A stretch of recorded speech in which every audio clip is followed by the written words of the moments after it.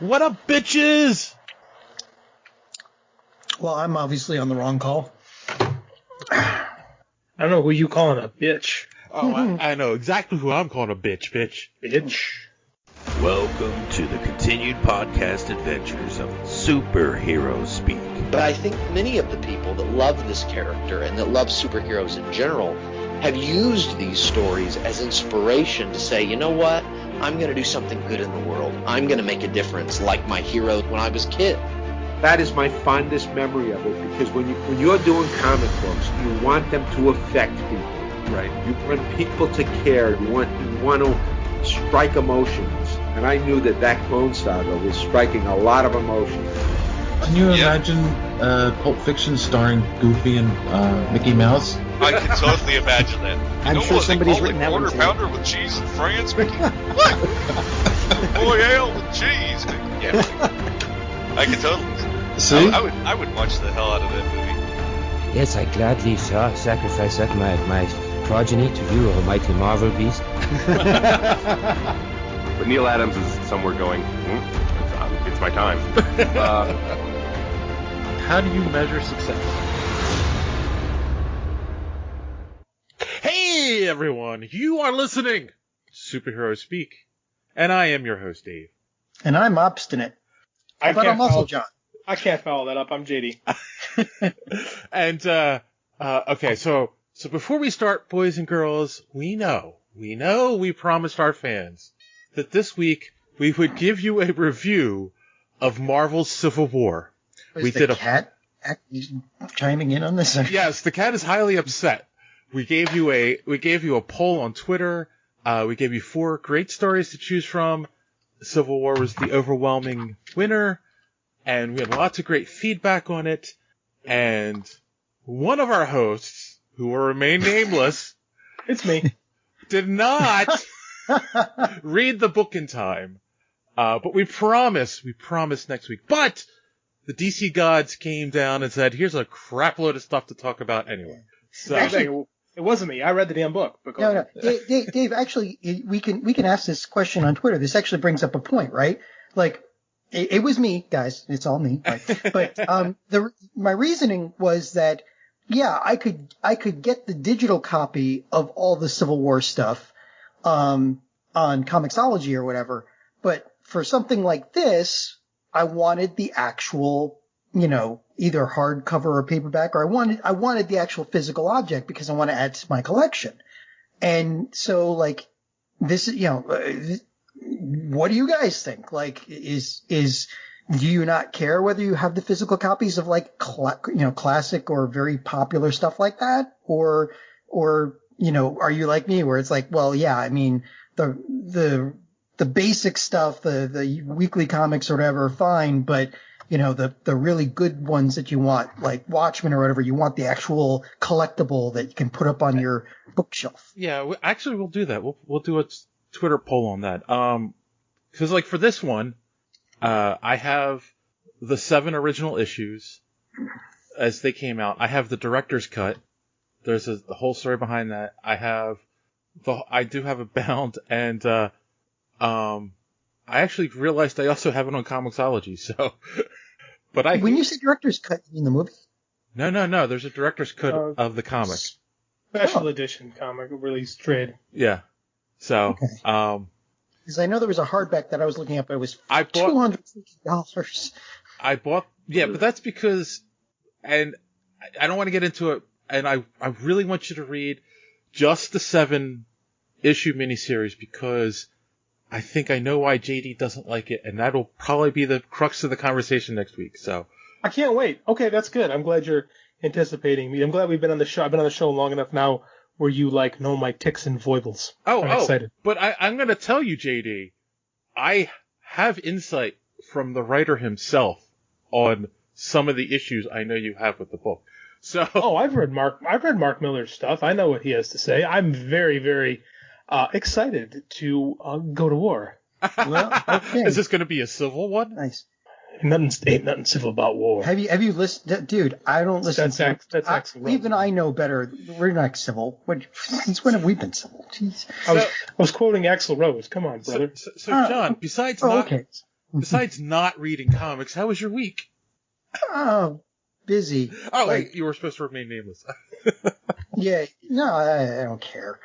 But no, I, besides the fact that all the mail is freaking screwed up because of, well, we all know why. There's, I'm waiting for my physical copy to come, and at the same time, things happened at work and I had to work all weekend. So, I'm like on my 9th day straight of work at this point, and I'm, kind of tired. Oh, I actually have a question about your work. Hmm? I don't know if you know the answer to this or not. But I know that they're related. It's related to Comcast. Mm-hmm. Do you know what the deal is with G4 coming back? Pretty cool. Even if I did know that, I would not be allowed to say anything. Oh, you bastard. What did G4 become? Is it the Paramount Network? Is that what it turned into? It turned into Esquire, and then Esquire. And then Esquire just died. So, yeah. Well, yeah. So you've been busy. Yeah. How about you, JD? Anything fun this week? I've been running this Kickstarter campaign. We are, as we record this Monday evening, we are over 300% funded. Wow. So I've made triple what I was asking for. So it's going pretty good. Hit a little bit of a plateau a little bit early, but we had such dynamite support out of the gate. So I'm trying to do some more I'm trying to do some more podcast appearances. I've done 10. I'm not even sure what's out and what isn't at this point. I talked so much last week. By the time I did my 10th, I didn't even know what I was talking about anymore. I was just talking to my dog and expecting responses. But I am recording one tomorrow for a podcast. I love this, by the way, guys. Listen to the title. The Paranormal Burrito Podcast. Okay, you think the names of some of my anime are weird? Oh, I know, no, bro. When they started following me, I'm like, I have to look this up. And I read this and I'm like, oh my God, this is perfect. So I DM'd the girl who runs it. I'll go into more detail. My brother Matt and I are recording it tomorrow night. So I'm super fired up about it. You have to come with a ghost story is what they said. And I'm like, oh, do I have one for you? So be on the lookout for that. And that's another thing. I haven't talked to Joey. When are you going to be on So Wizard? So I did an interview with Adam, actually. And which surprised me. And I'm not sure. He said it would come out this week, but it was a bit surprising to me. I was expecting to be on with like Joey and Marcellus and them, but that didn't happen. No, but it was cool. We had a really cool talk. So were you on camera? I didn't wire up the right computer, so I was just my audio. If they had said that, I would have had the right computer. Oh, okay. Because usually those interviews go up on their YouTube. Yeah, that's what he said. So that's cool. That's different. I like it. It's something different. Like I said, I wish I was a little more prepared for it, but. We had a great conversation. I'm not sure what day it drops this week, but I will spam it. Yes. Oh, and I have another cool announcement to make. The name of the second victim in the Harvest Moon novel is there were John. Well, there's several. John O'Grady. He's doing it for free. He just hates me that much. No, I woke up and I saw that someone like, whoa, there's a big jump. And I looked and someone actually spent the money to become a victim of the werewolf. And I said, what chump sucker spent this money for this gimmick? And I look, and I'm like, holy shit, it's John. It's so the chump you know. So I texted John, and I thanked him up and down. And now I have to change the description of the book. But, I mean, like, I wondered if this would work. Turns out it did. Thanks, man. Appreciate it. No, that's okay. Just, go to town on me, man. Kill me hard. Oh, you're going to be hard. You're also a psychiatrist now. But you're going to be killed hard. So that's going to be cool. Oh, my God. So if you would like to be murdered by a werewolf, please visit the Harvest Moon Kickstarter page. And you, too, because why not make more? You, too, can be eaten by a werewolf. Oh, my Fictionally. God. This is brilliant, man. This is awesome. I can't wait. I'm so excited you did it. I mean, this is like the gimmickiest idea I've ever had. And the fact that you jumped on it, it validated me as a fan and as a creator. Like, I was so proud.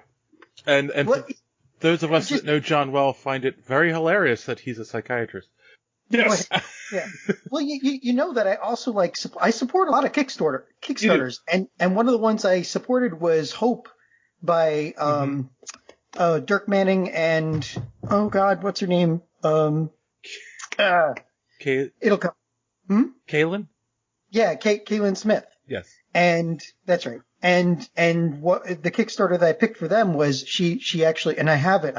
I should show it to you. She drew me as a villain. I got a big villain portrait. I just bought the hardback copy. I didn't, decide to be a villain.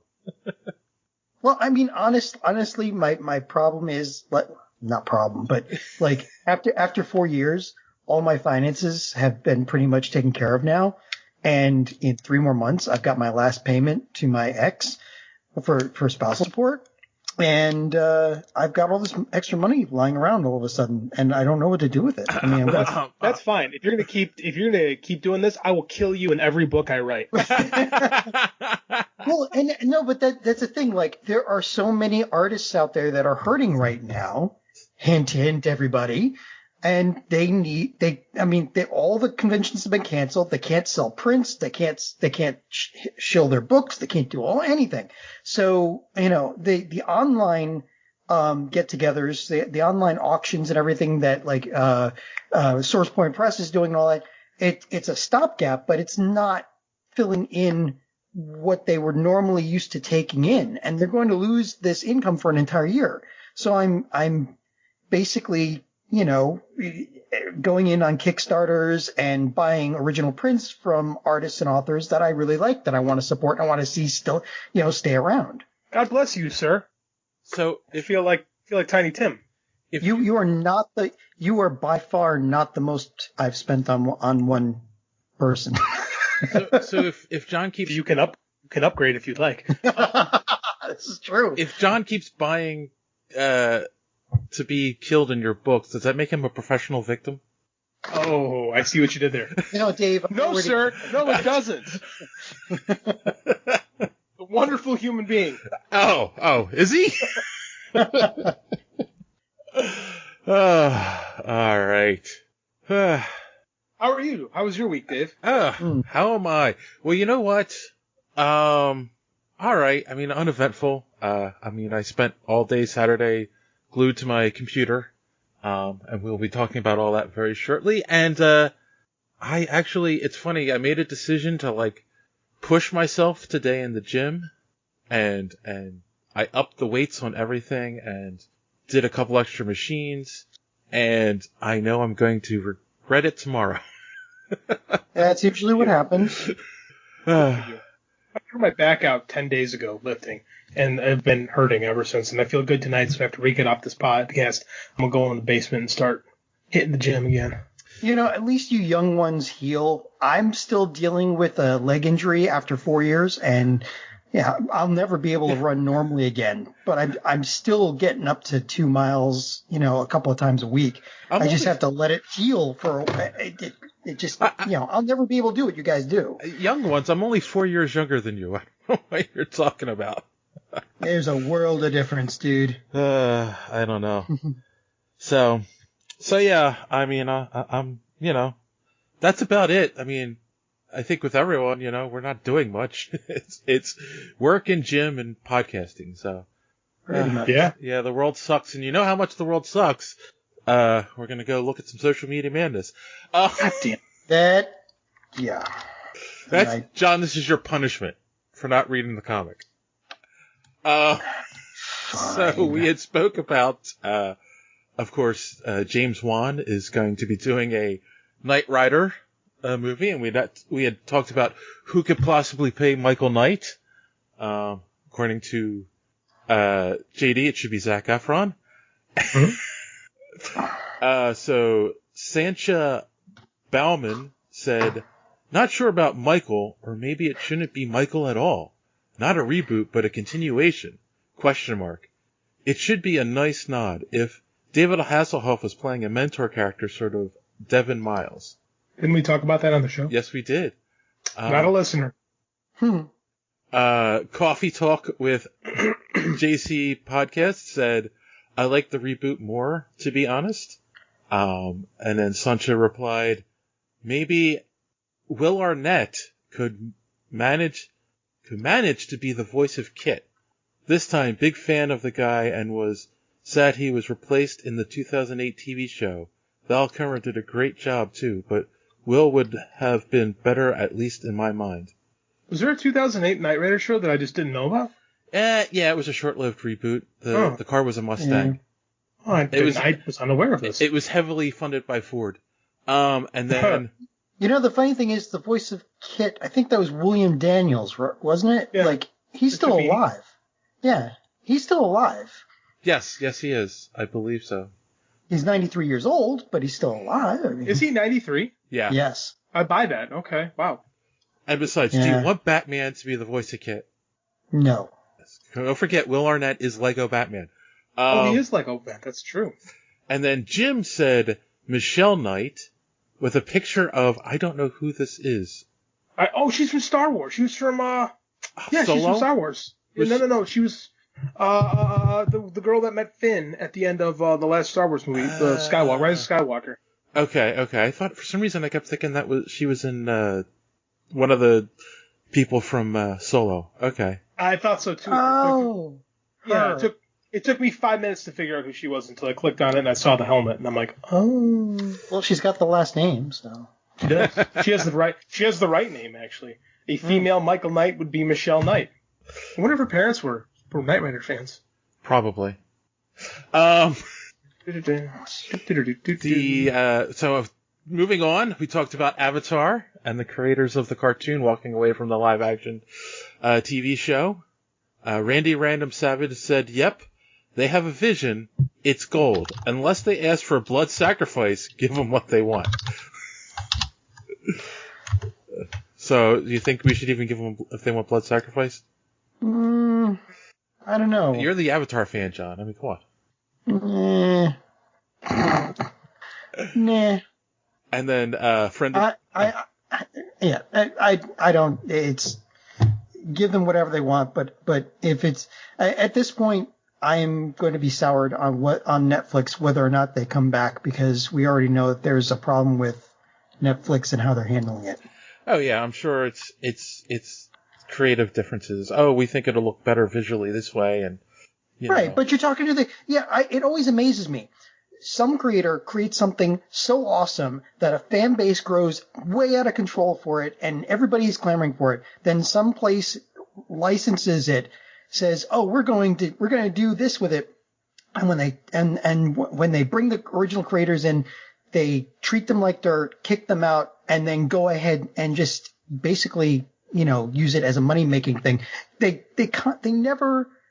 never do the right thing. Like, if they want to grow the fan base even more, they would do the right thing and let the creators create even more, right? They would let the original creators of this go to town on it. And if they did, they'd have a definite moneymaker. And they could probably use that to make more money on sequels and stuff. But no, they shoot themselves in the foot because some exec probably wants his kid is telling him that wouldn't it be cool if like Aang fought Superman? I don't know. It's just, it's stupid. And Adam Walenta, creator of Punk Taco, said, yes, this is bad. So, all right. And then finally, we talked about Tron 3, and it was going to be directed by Garth Davis, and starring Jared Leto. And we were all like, when we were talking about, we were like, who's Garth Davis? I don't know. We did something called Lion. Well, Marcellus Reagans from So Wizard, who is a huge movie buff, chimed in. He said, Garth Davis, Academy Award nominated flick Lion, almost had me sobbing like a broken-hearted teenager by the end of it. It's a great emotional drama that Wally Hawk also gave a 5 out of 5. It's on Tubi right now. No idea how that will translate to Tron, but I'm down for it. So, I have Tubi. Maybe I should check that out. You have Tubi? Mm-hmm. Why?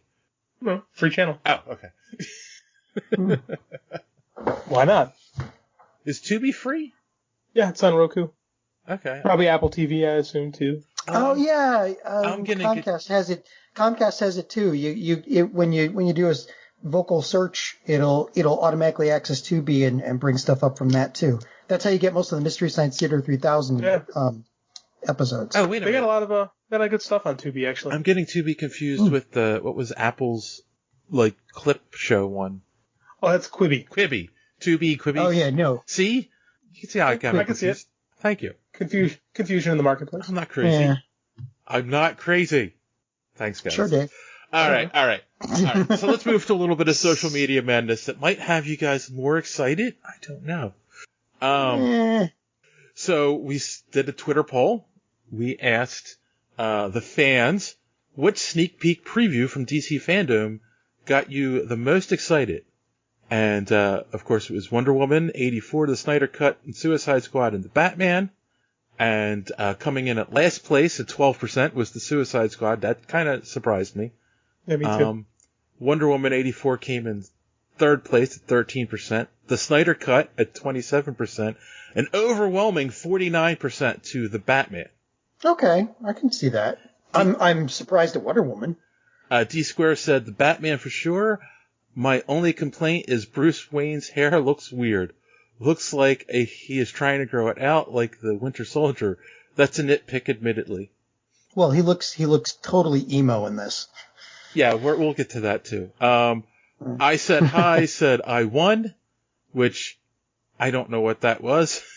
To which the Gorilla Brain podcast replied, I think you're confused. A gift from Twilight. And the Infectious Groove podcast said, the use of the Nirvana song in the Batman trailer sold me. So did work. Yeah. And then, actually, before I did the poll, I kind of just put a question out in general. You know, what announcements got you most excited from the event? And Volsker said Suicide Squad kills the Justice League, and Gotham Knights. The Batman looks horrible with him. Sad when the worst part of the trailer is the main character, and the Snyder Cut looks cool, but awful trailer. I disagree with both those statements. Pop Prism Power podcast. I agree. When he spoke, I laughed. I can't take this Batman seriously. Timothy Jones, creator of Sour Grapes, got to get that in there, said, just watch the trailer. It looks cool. I'm not sure what people are complaining about. Let's give this a chance. The only thing I haven't liked so far was the Batsuit, especially the cowl. Just because he was a vampire before doesn't mean he's going to suck. Now that is a Tim Jones joke right there. Yes, and I guess he's just talking about the Batman. I guess that's what he was most excited about. That's not the question, Tim. Gorilla Brain podcast said, Pattison, I am on Team Bruce this go round, boys. Which Pop Prism replied, boo. Geek to Me Radio said the Suicide Squad. D Square, that sounds familiar. I'm excited for the Batman. It looks good. Snyder Cut looks silly. However, I do like seeing Darkseid and the Black Superman suit. And then I said, silly, you're silly. To which he replied, I sleep on a 35-year-old Voltron pillow. Agreed. Great. And then he wins that one. So Wizard podcast said, can't give that away for free, but you can hear us and special guest Icon the Rayman talk about the next episode of So Wizard podcast. To which I was like, come on, you can say it. And you gotta respect the hustle. Yes, I know. I agree. He said, actual Milestone Comics news. So that was cool. Yes, and Ucho Dure Parley Hour podcast said the Batman, Gotham Knights, and Milestones return.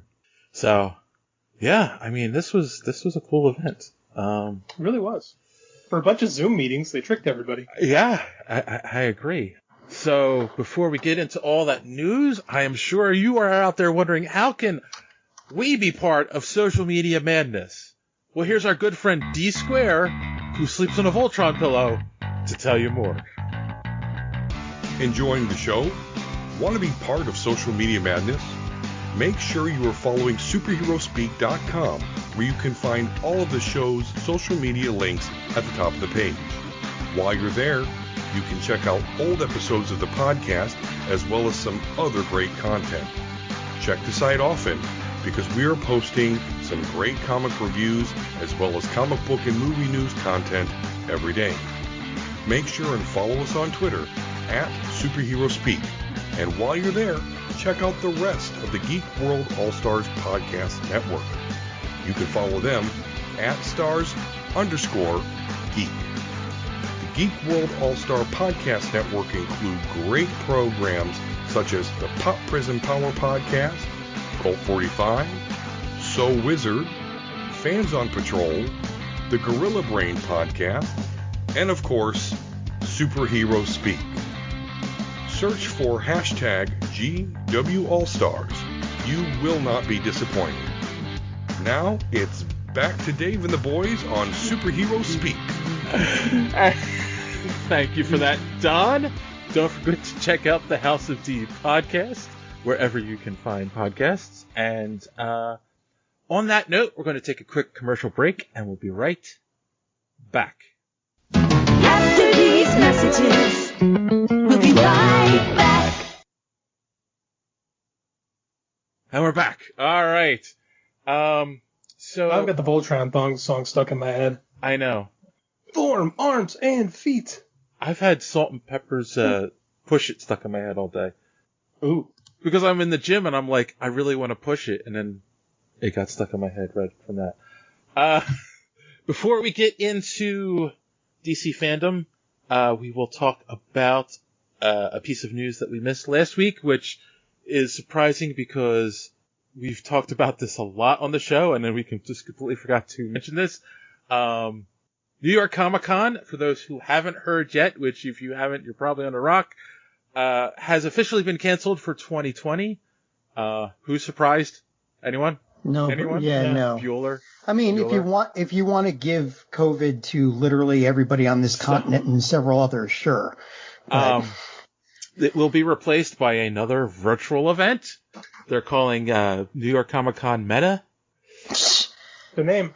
And all I can tell you is that I know is we all got an email from them, and it kind of sounds like they might be doing stuff for press, but there's nothing solid at this point.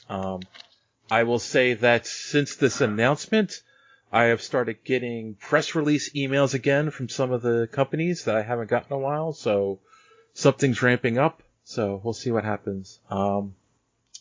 It might be interesting, it might not. And, and the other piece of news we forgot, guys, something we talk about the streaming wars all the time. Real quick, I wanted to get your input on this. So, the DC app, all the shows are now been moved over to HBO Max, obviously with the exception of Stargirl, which is going to be on the CW continuing. You mean the DC Universe app, right? Yeah, the DC Universe app. All those shows have been moved to HBO Max now, officially. It was only a matter of time.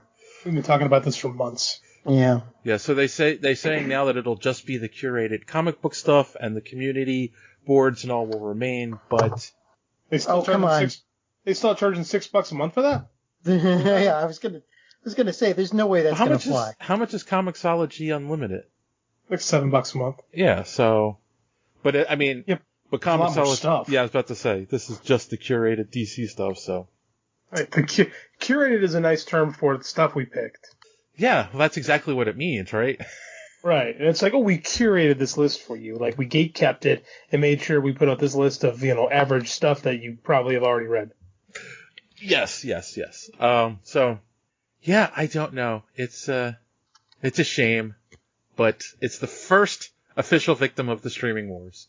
No surprise. So we'll keep an eye on this, and we'll keep reporting back to the front for you guys. I'm surprised it wasn't Quibi. No, that's next. And then new news. Moving on to new news. Before DC Fandom launched, the news that came out that shocked the internet, apparently, Ben Affleck is not done as Batman. He has been confirmed to be reprising the role of the Caped Crusader in the upcoming Flash movie, alongside Michael Keaton as Batman. Anyone shocked, surprised, or excited by this?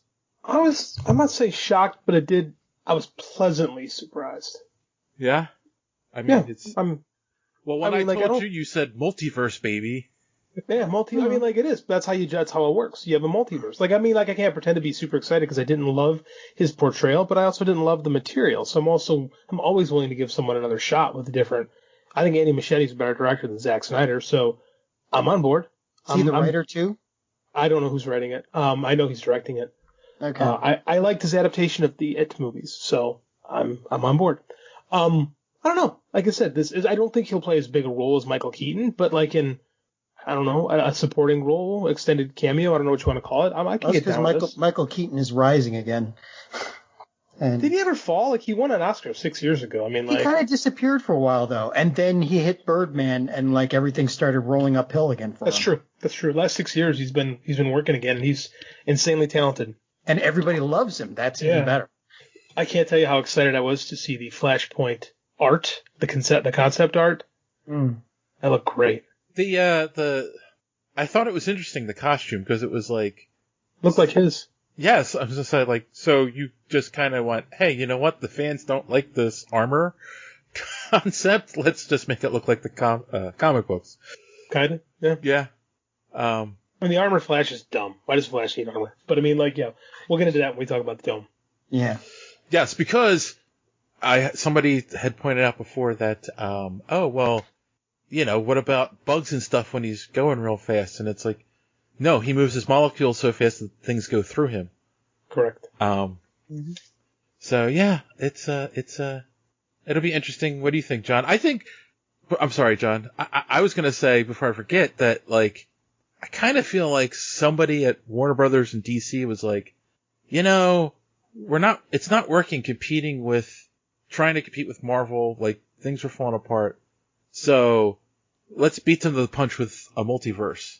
But that's still trying to compete because we're getting Multiverse of Madness. Yeah, but and they've spent 15 years building up to it. Yeah, but it's different though, because like DC, here's what makes it. One, multiverse is part of DC's DNA. This is what they do, right? Marvel's really good, and we talked about this when we talked last week about the New Frontier. Like, Marvel's really good at the long form, continuity heavy, long form story, we'll just say. DC's really great at having these big concepts and having them interpreted many ways. And they've done it so many ways before. Like, they've basically had a multiverse established since 1941. Right. So why not? Why not pull? And I honestly think that's the whole idea here is, like, now we don't have to worry about scheduling and making stuff work together and fitting it together. Like, everyone could just make their movies. Right. And then we can say they're all connected because of the multiverse. So. Right. It's DC. I mean, that's what they're good at. Like, DC's best stuff was, well, the immediate post-crisis, but like what they're known for is their pre-crisis stuff. Like Earth 2, man. That's their best work. So just steer into it. Well, I'll take really good standalone movies over the crap they were trying. I'll tell you that. Yes, especially if Zack Snyder is not a part of it. No more sky beams. No more, amorphous dust clouds as the bad guy. No more, taking the concepts and the actual characters and changing them so radically that they don't even can't even recognize them. Just good stories with the stuff that we're used to. I'll take that over, them trying to compete with Marvel. I'm just predisposed towards liking really long, really complex story arcs. But we all are. I like DC, so yeah, we all love them. I mean, that's what works best. But what they're doing isn't working, so gotta try something else. Well, it's not working, except that we're supposed to get the Snyder Cut, and oh boy. Well, we got it. So oh boy. So okay, so we've been keep alluding to the DC fandom, of course. So I'm kind of curious what your guys' thoughts are in general, not about anything specific that was announced, but the format and how it was put together and, the whole thing. Did you guys sit and watch the whole presentation from beginning to end? I was working, but I've got the gist of it. I mean, I spend all day trying to catch up and catching, all of the panels and stuff. So. No, I did not watch the entire thing, but, I was checking in and out, I paid attention. Yeah. I mean, I can't say that I just sat there for the whole thing. I kind of, I get it. It's they tried to do their best to do something different and unique, but I mean, it was a good try. Number one, they promised 24 hours, and it really was only an 8-hour program. They just repeat it 3 times. Yeah. So that's not 24 hours. And then, what was the other thing? Like, they said, they promised it to be interactive. However, let's be honest, everything was pre-taped. Mm-hmm. And they had superfans on, but I guess that was the interactive part. That was all pre-taped. I have no idea. Like, that was one of the things that bugged me. How did those people get picked to ask questions? And then, well, one of them after when they were talking about the Snyder Cut, one of them was they were all super fans of Zack Snyder. Oh, no. So, but I'm talking about in every panel, there were questions that had been submitted from all around the world. And when did they take those questions? Exactly. And, like, the only real interactive part while it was going on is if you hashtagged DC Fandome on Twitter or Instagram, it would show up in the scroll on the side as you were watching, and it was just like, okay, like that's nice, but that's not really interactive. No. So it would be impossible for them to do something interactive, like truly interactive. They would be bombarded with a gazillion different questions, and like. Well, and that's the whole thing too, because now they're talking about the online New York Comic Con being interactive. So how is that? Unless they give you a way to submit questions beforehand, Yeah, I think maybe in the future it could be. Maybe they planned on it being more interactive, but had to kind of figure it out as they went along, and just kind of played it safe. I think it could be interactive. Yeah. Or interactive in the future. I mean, it was interesting too, because like they created this virtual stage that they call the Hall of Heroes, and it rotated and stuff, and they created this big 3D model for it, and obviously they just had people film on green screen and they inserted them in. And I appreciate that effort, but it was also like, I mean, I guess it's better than everything just looking like a regular Zoom call. There was some production value to it. So, but all that being said, I think the content and everything they announced made up for any shortcomings. So let's get to some of those announcements, guys. Starting with the really only kind of comic announcement that came out of it. But the Milestone imprint is returning. So. Well timed. Like, it's a good time to do it. I like the publishing initiative behind it. Jim Lee was talking, and I won't use the term argue. I was debating with our good friend D Squared about what DC's been talking about, how they're reformatting business-wise, and they're going to put more of an what's the term I'm looking for? More of a focus on digital. They're going to try things on digital, as opposed to putting things in the shops. And Don and I were arguing about whether or not the shops create a barrier. And the shops do create a barrier because you can't get comics until you go into a shop, and a lot of places don't have a shop. There's a lot of things that are barriers. Doing this something like Milestone, where it's cheaper, right? Mm-hmm. You don't have to print thousands of books. You can see if it works.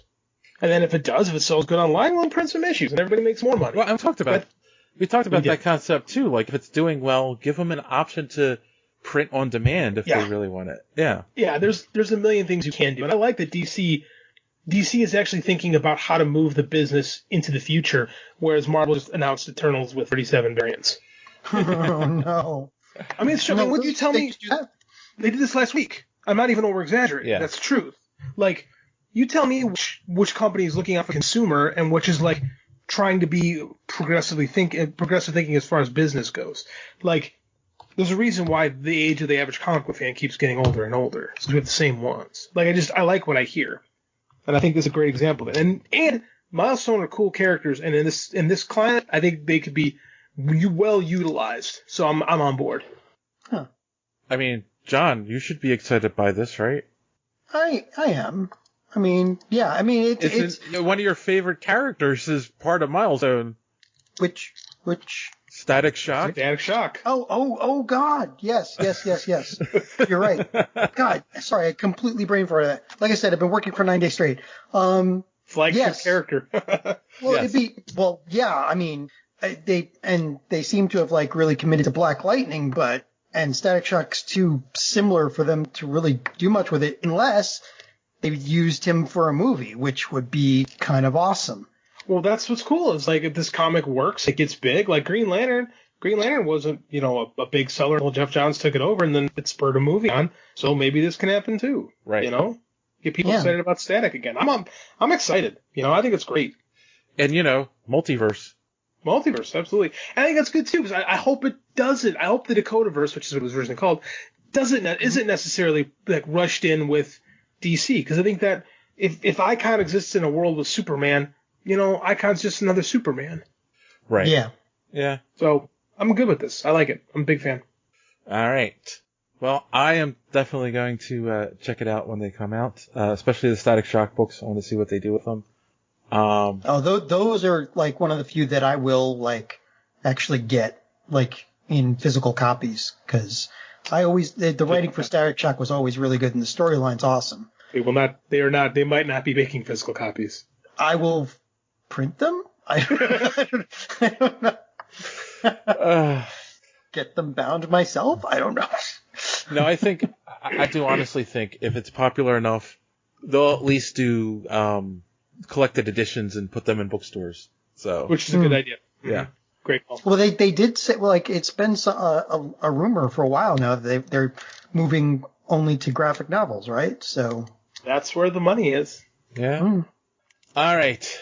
I know that neither of you are big gamers, but they announced 2 new video games out of this convention, or whatever you want to call it, online event.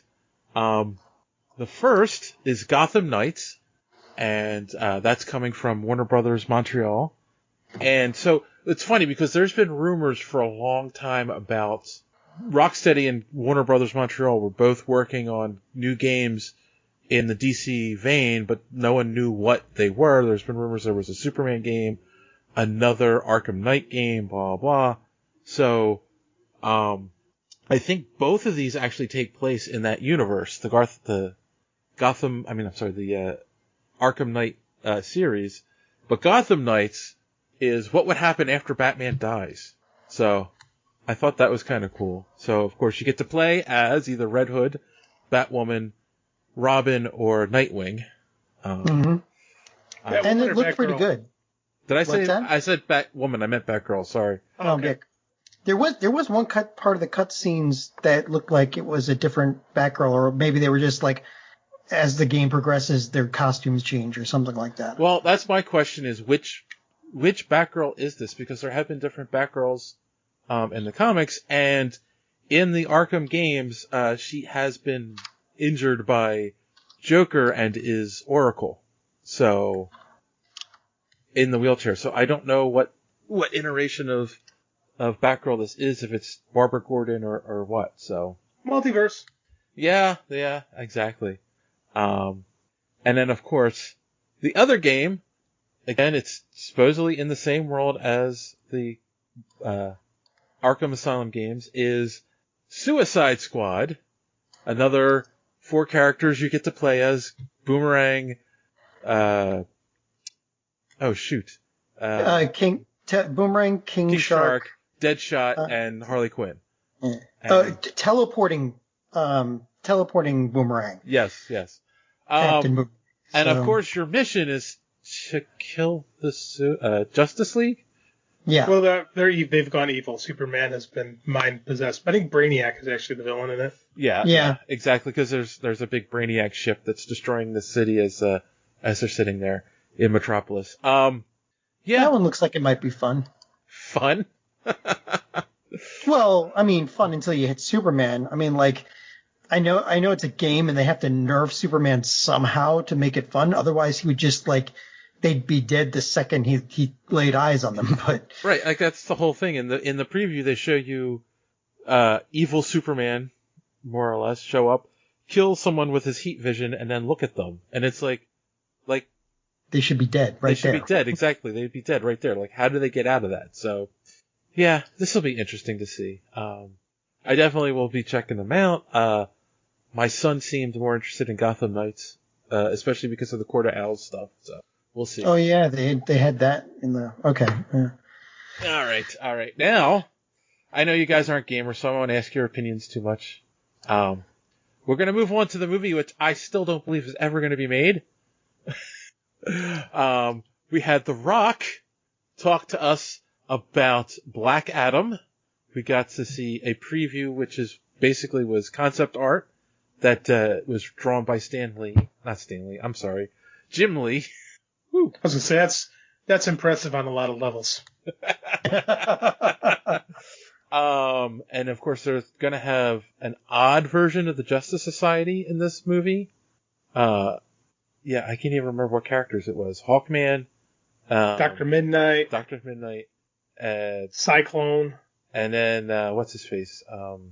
I missed this one, so I don't know. They used him in the Flash TV show already too, this character, and I can't think of his name.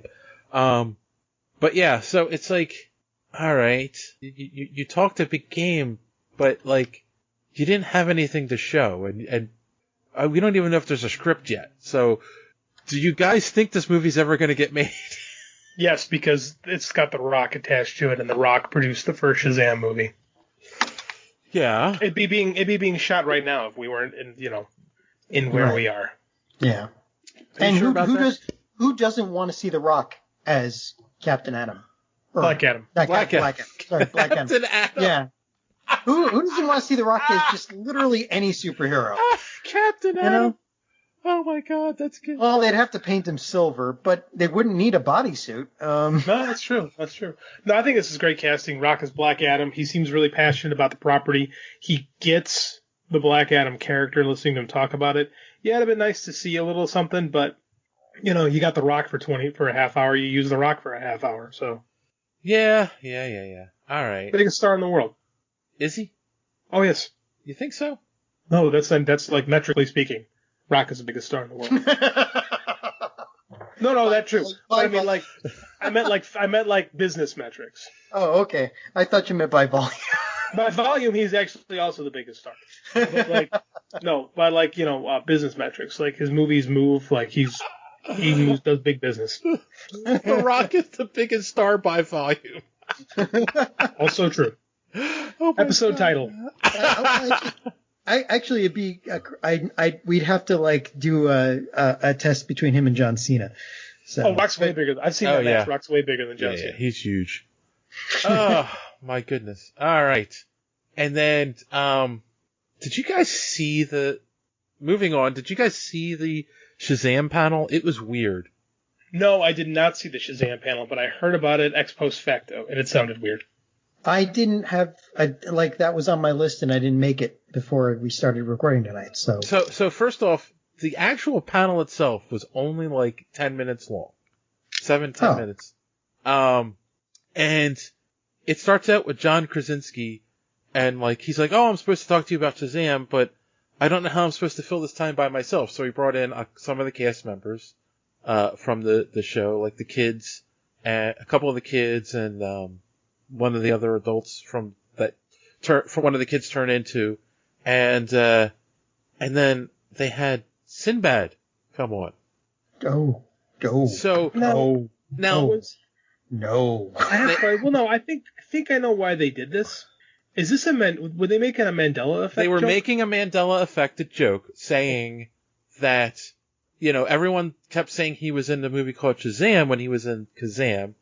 He was not in it. He has never played. No, that's right. That was Shaq was in Shazam. Yeah. Right, but but there's all these people that were convinced he was in a movie called Shazam. So they were making a joke, but then he kept saying I'm ready for Shazam 2 since people think I was in Shazam, I'm going to be in Shazam 2. And no one corrected him. So I think he's going to be in. I think he is.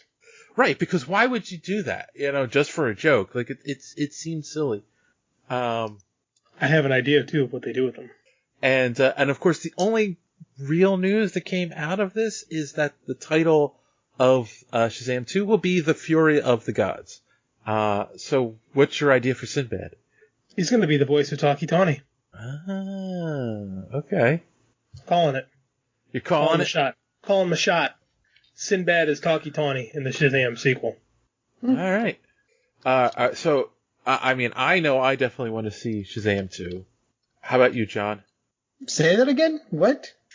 I was reading something about Shazam. Yes, I zoned. God, I am tired. Are you excited to see Shazam 2? Yes, I am. The first one was good. Like I said, the standalones are working for DC, even if they kind of tertiarily make it part of the, a grander universe. The first Shazam one was fun. I'd like to see a second. How about you, JD? Did you see the first Shazam? Yes, I did. It's one of my little boy's favorites. He loves that movie. My wife thinks it's too violent for him, but we disagree. I liked it. I was surprised how much I liked Shazam. So, and when I realized what they were going to do with the Jeff Johns version, we have all the kids playing the Shazam. I was like, oh god, corny. That being said, it worked great. So I liked it. I liked it a lot. It was like big with superheroes. So I'm very curious to see what they do in the second, especially with that subtitle, Fury of the Gods. Makes me think they're going to get a little darker. Hope not too much. I just hope they can start filming before those kids get too old.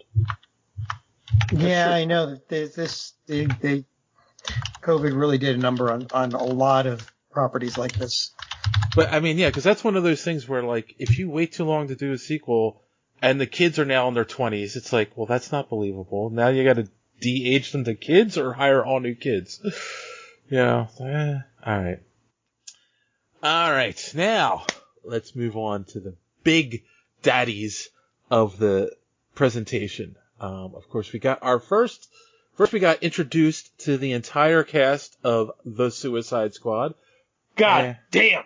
I love this. And then we got a behind the scenes first look at the movie. And, it's gonna be big. I mean, how many freaking characters are there? There's like 13 or something like that. I mean, it's a number. I mean, when you're throwing in Weasel and Polka Dot Man. And Javelin. And well, that's what's cool about the Suicide Squad is dudes die. And I got a hunch a lot of dudes are gonna die. Well, that's the whole point of it though, right? Yeah, it is. So, I mean, that's what's cool is there's no, gosh, actually I take it back. There's one A-list character and she's surrounded by a bunch of D-list would be like kind. Calling a lot of these guys that. Yes. They even have Blackguard. Yeah, Bloodsport. Bloodsport too. Yeah, but Blackguard is like I mean, he's not even around that much. He lost to Booster Gold. Yeah. I mean, he lost to Booster Gold. Dude, they have John Cena playing the Peacekeeper. True, which is actually good. They have Doctor Who playing the Thinker. Yes, which is great casting too. Yes, yes. I will say that Capaldi as the Thinker I thought was brilliant. He's just gonna play Doctor Who is what he's gonna do. He's gonna. Because he was the dick Doctor Who, so he's just gonna turn that up. So it's gonna be great. So what I find interesting is because we had talked about, maybe John Cena should play U.S. Agent, so we're not going to get him as U.S. Agent. Same character. But the same character, just the DC version. It's the exact same character. Like, Dick Captain America. Like, it's going to be great. Like, he's perfectly cast for this. I don't know if he's going to survive. Like, I mean, like, and the fact that it's James Gunn doing this makes me very excited. He may even, like, at the end of this, like, the only survivors will be, like, Javelin and Polka Dot Man. And Harley Quinn. He ain't gonna be allowed to kill Harley Quinn. Oh, yeah. Yeah, no, they're not allowed, right? Yeah. But, like, yeah, I mean, that's what Suicide Squad is. I mean, like, the last few animated movies with Suicide Squad were brutal. And it was good because that's the Suicide Squad. Right. That's what John Ostrander really was trying to capture in that book is where you fill the book with all these D-list characters and you don't know who is going to make it. Like, and it's one of my all-time favorite books. Again, another one of those early post-crisis DC works is so good. And this, man, watching this trailer, I was like, this is what I wanted in 2016. This is it. That's part of there's so many issues with that original Suicide Squad movie, but I also think that's one of the other main issues is that they put quite a few A-list villains in it because I guess they were afraid, if we put no-name villains in it, no one's going to watch this. Zero confidence in the material. But then it's like, Deadshot's not going to be killed, Right. Harley's not going to... Yeah, Will Smith wasn't going to die. So, you know what you do if you have no confidence in the property? You hire the guy that introduced America to Groot. Yeah. And Rocket Raccoon. Like, True. Because people thought he was crazy. Everyone thought that Guardians of the Galaxy was going to be crazy. Like they're crazy. That's not going to work. Like who's going to see that movie? The answer was everybody. It had the most heart of all of the Marvel movies. Yep. Probably my favorite Marvel movie. And I want to see, and that's what I wanted from the first Suicide Squad. Because I kept saying, no, this could be DC's Guardians of the Galaxy, and it wasn't. But it could be. But it's not going. It can't be because they necessarily a lot of the characters have to die. But I mean, what I mean by that is like the abstract property that people aren't going to think works that surprises everyone. That's what I mean by that. Oh yeah.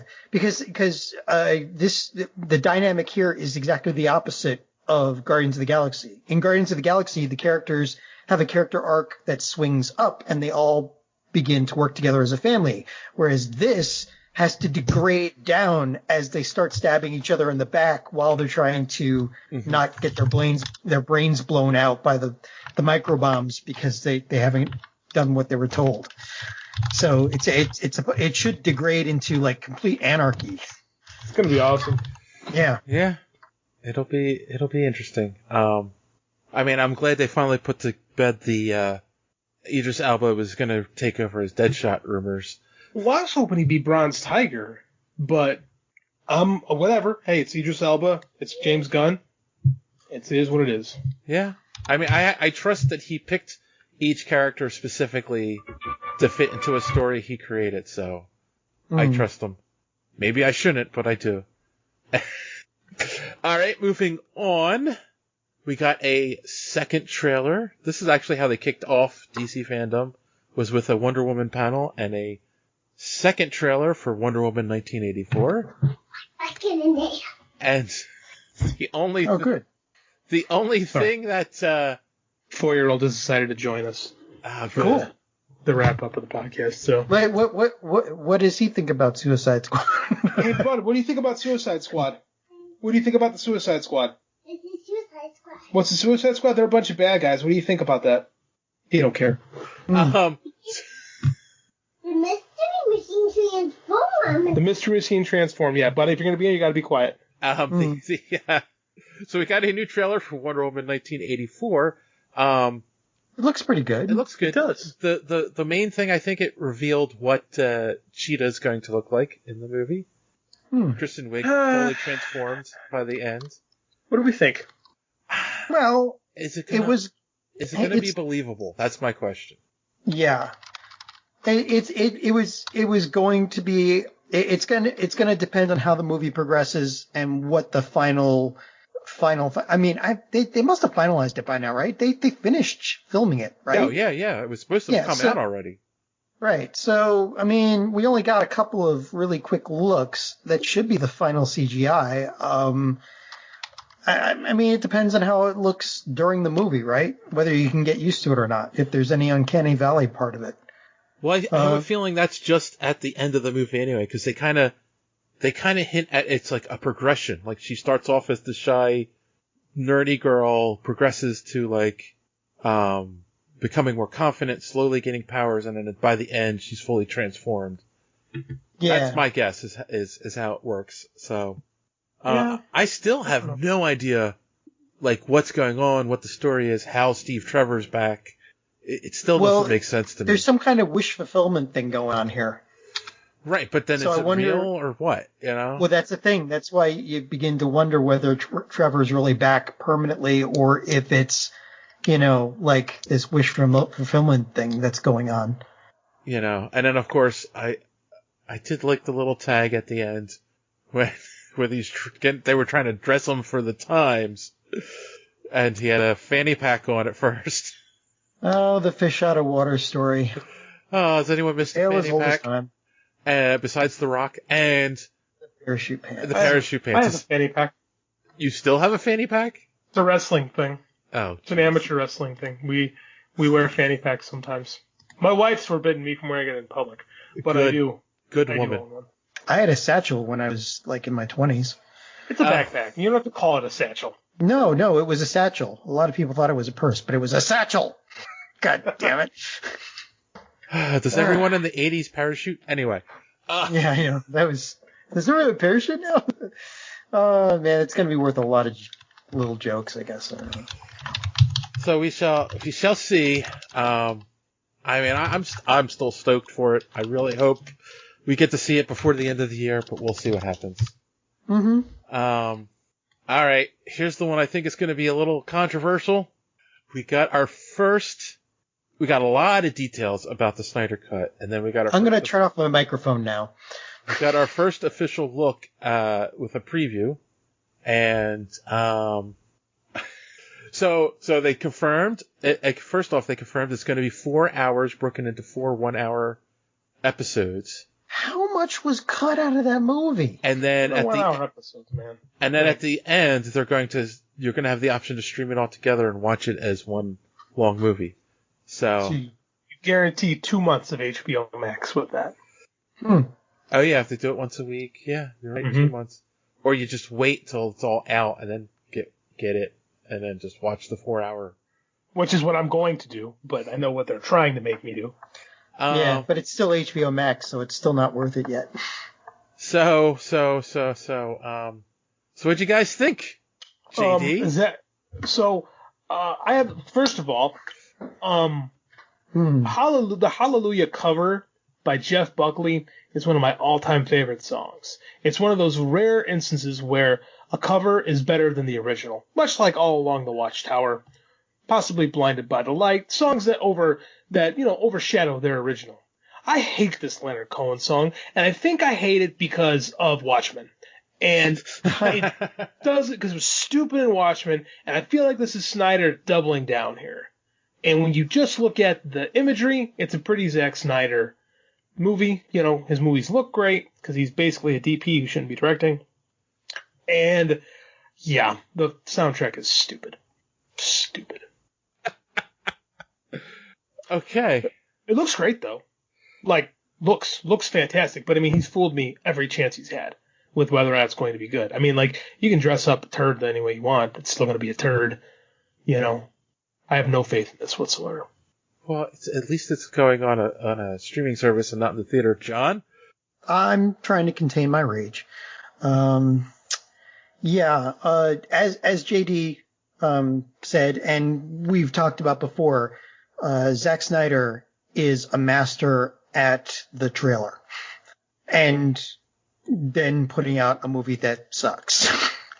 So yeah, the trailer looks great because again, Zack Snyder is really good at coming up with a bunch of scenes and a bunch of scenes that you want to see. But as far as stringing them into a coherent story, he has no clue how to do that. He struggles with characters and helping you like understand what a character's motivations and goals are. They just kind of move through the motions or do things because the plot tells them to do. You know? He doesn't have any understanding of how DC superheroes work. Or superheroes in general. Yeah, I'll get that. Because the DC, as far as DC is concerned, these are gods, and they're supposed to be dealing with how they're using their powers and how they affect the world around them. And there are ties to, like, Superman's tie to humanity is Lois Lane. The Flash's tie to humanity is Iris West. They and all the other relationships that they've got. And Zack Snyder has none of that in here. It's always about every one of his plots revolves around the superheroes and how they interact with each other, not how they interact with the world and how they feel about that. And of course, that's readily apparent in The Man of Steel, where he kills millions of people in Metropolis. Millions. And there's like, it doesn't matter. It has no effect on the storyline because Zack Snyder has no concept of how people would feel about that. He doesn't care about that. He wants to give you Superman punching somebody through the air or whatever. He doesn't give a damn or about like the effect on the world and like transferring that feeling to us as the watchers. So yeah, I mean, I will admit again, like JD, the trailer got me excited. The fact that there's 4 hours, cool. Some of the scenes that I hadn't seen before sounded pretty good.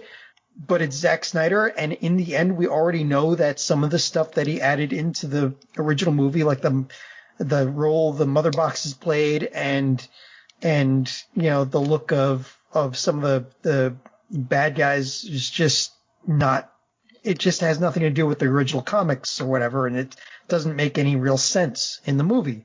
So, I'll do what JD's gonna do. I'm gonna get HBO Max once it's all out as one long movie. I'll watch it, and then I'll probably skip HBO Max again. I think we actually disagree with that, John. I think we should all get it for the time, and we should review every episode. Like, that should be a gimmick when this thing is going on. Because, I mean, let's be honest. We're running a business here. We need hits. We need downloads. I could do that. I'm going to make a prediction here. I think you guys might eat your words. Get the heck out of here. So there's two. Because, number one, have you guys ever watched the ultimate cut of Batman v Superman? No. I hated the first one. Why would I watch it long? Why would I do it to myself longer? Because it fills in all the gaps that hurt the movie in the first release. Like, explains Luthor's motivations more and what he actually was doing behind the scenes. It doesn't change the fact that Luthor is magically knowing all this stuff, like the secret identities of everybody, and he's acting more like the Joker than Luthor. But again, it explains all of that in the. Does it explain his fetish with the small candies, whatever they are, the jawbreakers or whatever? Does it fix the Martha thing?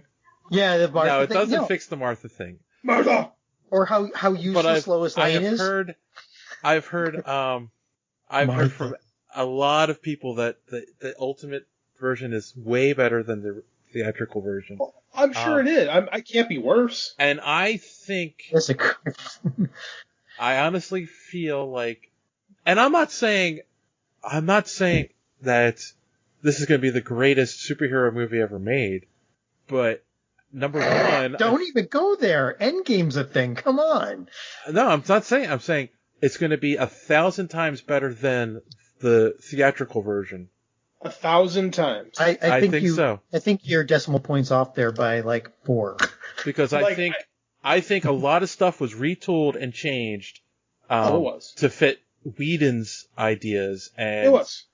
And but back to what JD has said. Yeah, they may have cut a lot of stuff, and of course there's a lot of discordant themes with Joss Whedon's stuff being interspersed with it, but giving us like the pure stuff is still pure shit.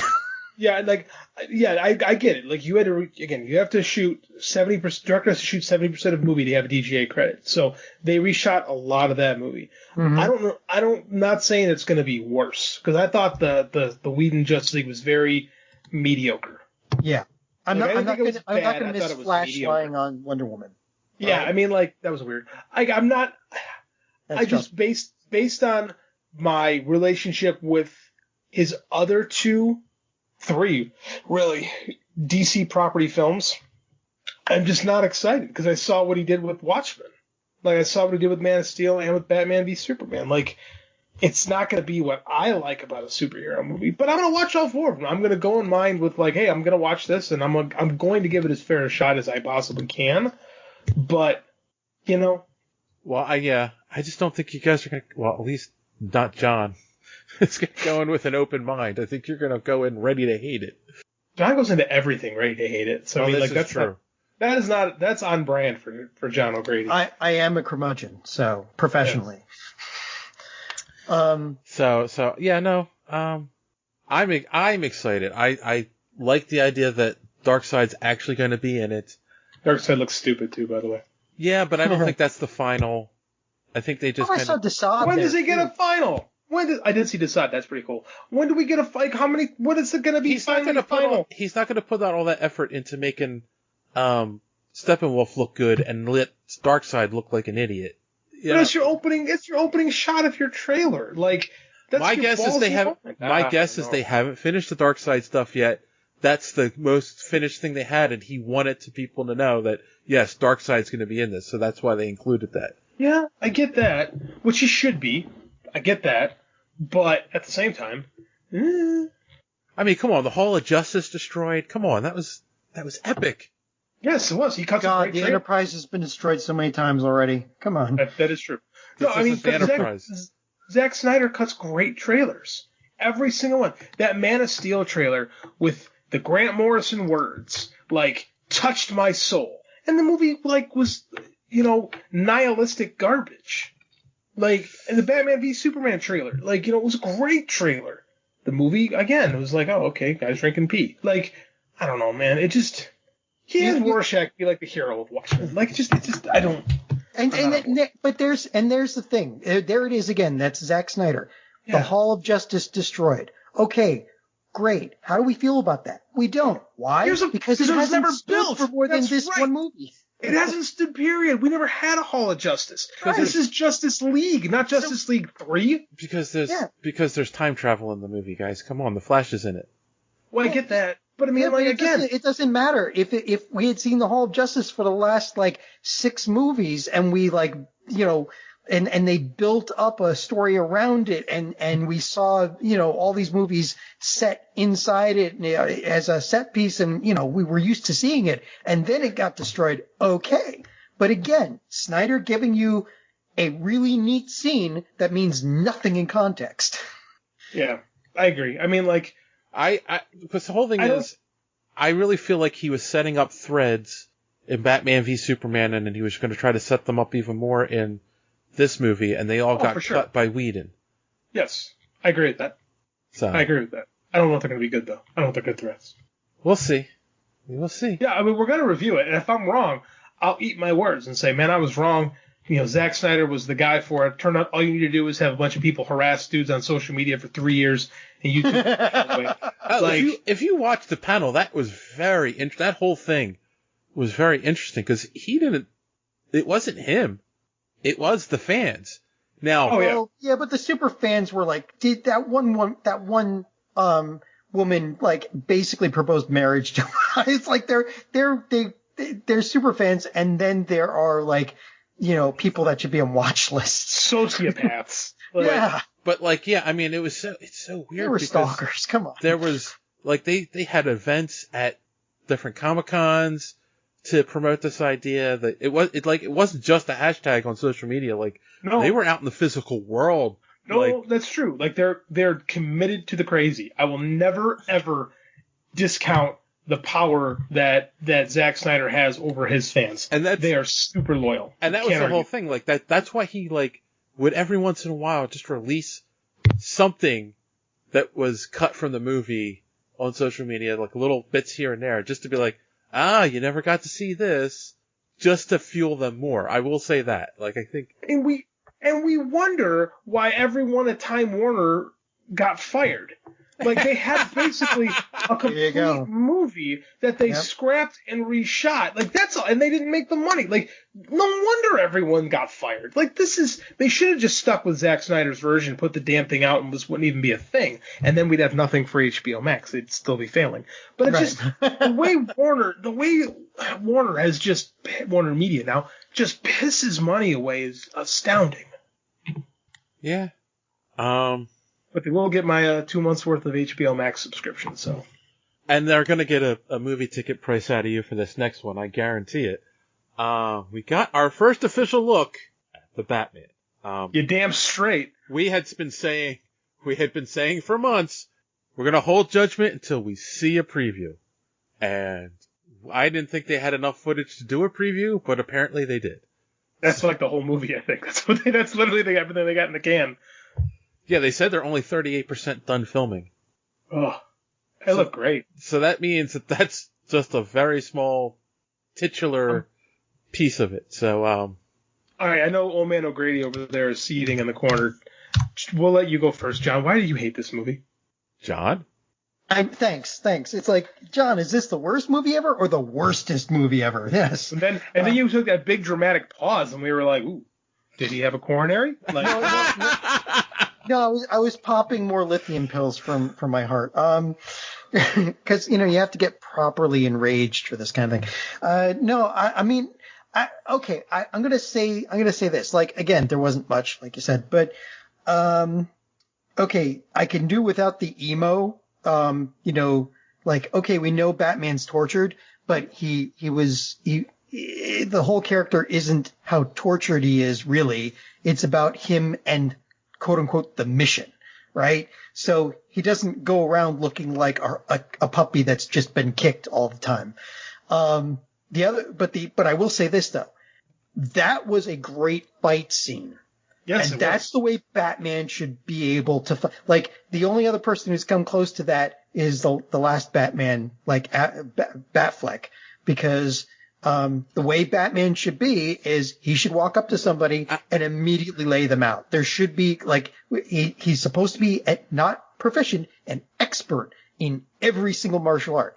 There should be, like, nobody who comes close to him. He should be able to walk through just about anybody. So that was a great fight scene, and if he continues that through the whole movie, okay, I'll take it. But I'm not sure about the dark emo crap. I mean, I'm getting sick of this dark emo crap. Two things. One, no cuts in that fight sequence, which is really cool. Right. Normally, yes. You don't see that too much in filmmakers. Like, that's old, like, 70s filmmaking. I'm very excited to see. Well, it's John Wick. I mean, they're bringing it back because of John Wick, because everybody's like, that can be done. It works. It reminded me of the Netflix Daredevil. They did a lot of stuff like that too. Yes. Like, they let the fight choreography carry it rather than what's been big for the last 20 years and just been cut. Like, this is good. I'm very excited about this. Two, emo isn't a thing anymore. Like, that's an outdated term. It's a dude with long hair who was young and still dealing with his parents being dead. We're talking about a guy who dresses like a bat. Okay, but he's a tortured soul. I mean, listen, but the thing is that the whole point of Batman is he doesn't go around going, "Oh, my parents." I mean, they use that to make fun of him, but for the most part, it's about the mission, right? But how do you know this isn't about the mission? Because they had that I don't know. It's just, yes, I know it's just one shot, so I'll reserve judgment. I'm just saying that I'm hoping that isn't like, every other shot of up close of him is him brooding like that. But I mean, Batman broods. Like, Batman is that's his thing. Like, he's broody. No, he's calculating. Oh my God. He's driven, but he doesn't sit there and like be on the verge of crying all the time. But again, that's an out of context shot that you're like, I know. Hey, you wanted me to come up with something. I came up with something. I can't believe how angry I am right now because John is going to make me defend Robert Pattinson. Okay. Oh my God. I don't think you get the story that they're telling in this movie. Oh yeah, it's supposed to be year 2. It's still year 2. Right. So you're dealing and people are still like thinking he's bad, or as JD was saying, you're dealing with someone who's an angry young man in his 20s who's still dealing with the death of his parents. And I think they illustrated it in that fight scene perfectly because the guy was down and he jumped on him and hit him a couple more times. The Batman we know, the experienced Batman, wouldn't do that because you're leaving yourself open for those other guys to jump you. Exactly. Right. And he's supposed to still be, he's supposed to be a genius. No one's a genius at 25, man. I know. And he's dealing with his anger. That's the point. And Dave, your point is right. I take your point. I forgot the context of this being year 2. So. And the thing is, we've never really seen, like, we did get Batman Begins, but even there, he still holds together a little bit. That's actually a theme in the movie. But, like, we've never seen Batman still coping with his rage and not doing a great job of it. So it's a great, unique interpretation of the character that we haven't seen before. I'm excited by that. Right, and the fact that, like, I can't think of the director. Matt Reeves. They were talking to him in the interview, and he's like, I wanted to illustrate, like, he's still trying to do stuff on his own. Like, if you look at the cowl, there's gashes in it that have been resewn, and that's on purpose to say, like, he's going out and he's not perfect yet. He still makes mistakes.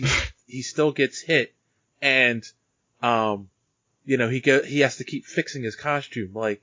Like that's the whole point. This is the Batman we're getting here. Now, by the third movie, because it's supposed to be a trilogy, I'm sure he'll be, the perfect Batman. I also love. Hopefully by then he hasn't had his leg and his back broken. But he probably has had his leg and back broken. That's Batman.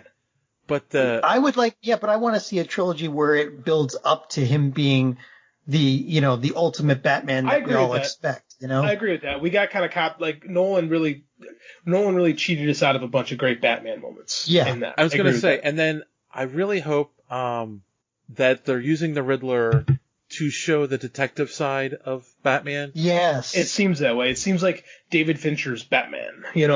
And like that's something that we've been missing. Like again, they didn't show Christian Bale wasn't being a detective. Like they showed him figuring stuff out, but he wasn't. Right. But he also used a lot of gadgets to do things, and hacked computers and stuff. And it's just like, okay, but I want to see him figure out a mystery.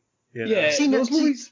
Go ahead. Well, just to interject, I think part of the problem is that DC and the studios are looking at this as a cinematic thing, and for they want fight scenes, they want gadgets, they want explosions, but we know that genius can be done well on screen too, because look at the Sherlock series.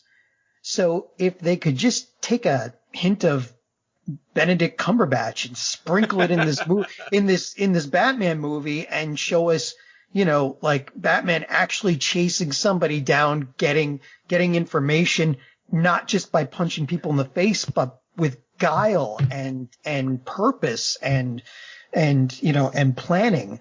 That would be, I think fans would love that. I think that's kind of closer to what we're going to be getting this time around. We're going to get a lot of punching, but it seems like Warner has let the reins off a little bit. This multiverse thing gives people, and filmmakers, room to kind of tell a different story. Right.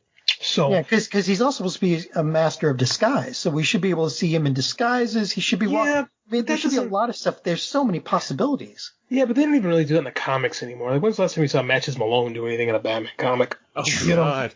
Yeah. They think they've forgotten about him, really. But that's what I'm saying. They never play that up. But I do want to see him being more of a detective. The Nolan movies are more like crime noirs, more so than mysteries, right? And this seems like it's going to be steering into the mystery element of it. I'm excited. Yeah. No, definitely. And I think it's going to have from what I'm gathering from this preview, and correct me if I'm wrong, it's definitely going to have a more brutal 70s cop movie feel to it. Sure seems like it. Yeah.